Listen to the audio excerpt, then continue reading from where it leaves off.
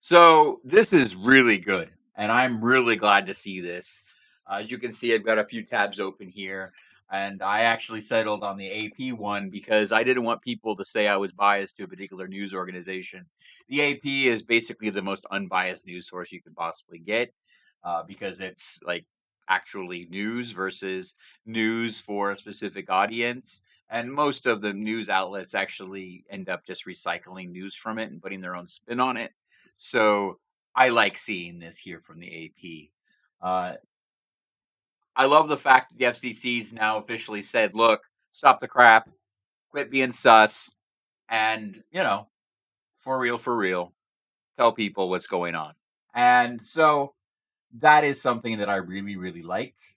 This was provided by the FCC, and they call it a nutrition label because it looks like the nutrition label from your food, where they're legally mandated to say specific things about its content and so forth.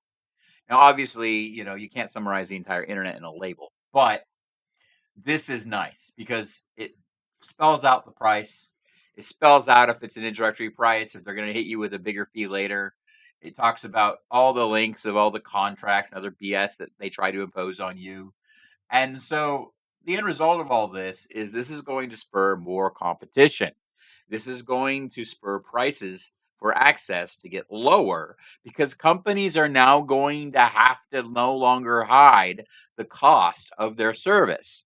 It's going to be out there, it's going to be public, and people are going to be able to say, hey, look, ISP version A cost me this much, and ISP version B cost me this much. I'm going to go with the one that's cheapest and the one that works for me. And this is going to be better for everybody. I really do feel like this is a good thing. And so if you wanted to actually, see the whole thing here, I'll throw it on my screen. And the fact is, this is pretty simple. But if the provider doesn't display their label, then you can literally just file a complaint. Be like, hey, this is sus. They're not doing their job. And then the FCC goes after them. And you know what? They will have until this to comply, until October 10th, but it's already in effect. And so ISPs, if they're really good, will initiate this conversation right now, or maybe they already have, depending on where you are in the world. Uh, but keep in mind, this is an American thing. And so if you're in America and your ISP has not done this yet, point it out to them as a friendly way as you can so they don't cancel your account in retribution, which, by the way, is also something you can file a complaint for.